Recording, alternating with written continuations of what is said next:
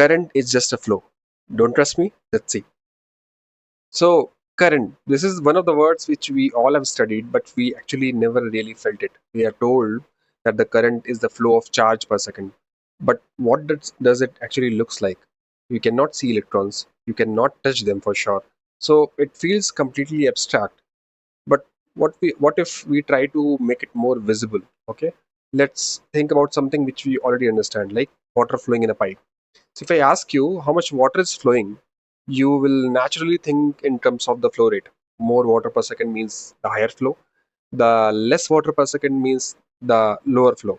And that is the idea. That is exactly what the current is. So what makes the water flow? Now it does not just move randomly. It needs a reason to move. And that reason is pressure difference. Higher pressure pushes the water. Lower pressure receives the water. The bigger the pressure is, the faster the flow will be. Okay.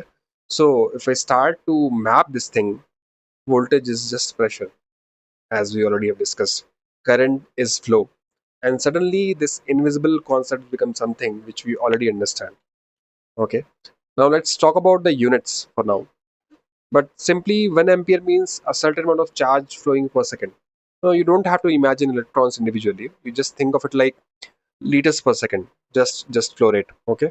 Now imagine two situations. First of all, a fire hose where the huge amount of water is coming outside, and second situation where there's a dripping tap. Okay, just few drops coming outside.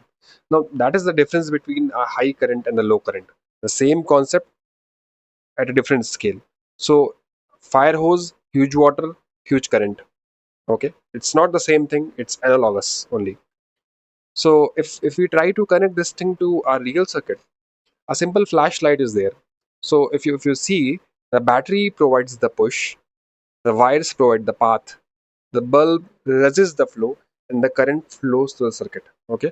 Now this might seem too much at this moment, but just hear me out again. Okay. The battery provides the push, the wires provide the path, bulb act like a resistance, and the current flows through the circuit. Okay. Now that flowing current is what is producing the light. Okay. So there are few common misunderstandings which we have to fix first.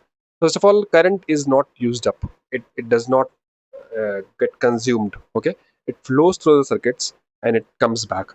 Second, it needs a closed loop. It has to complete the path. And third, current can split just like water splits at the junction. Now, these are the three things. So, from this, the key takeaways can be, uh, if you can remember this, that the current is flow, this voltage is pushing it, resistance is controlling it. So, you're not now memorizing anything. You're just understanding the physical behavior of how a circuits behave, and you are trying to connect it to the more understandable thing, which is the mechanical engineering. All right.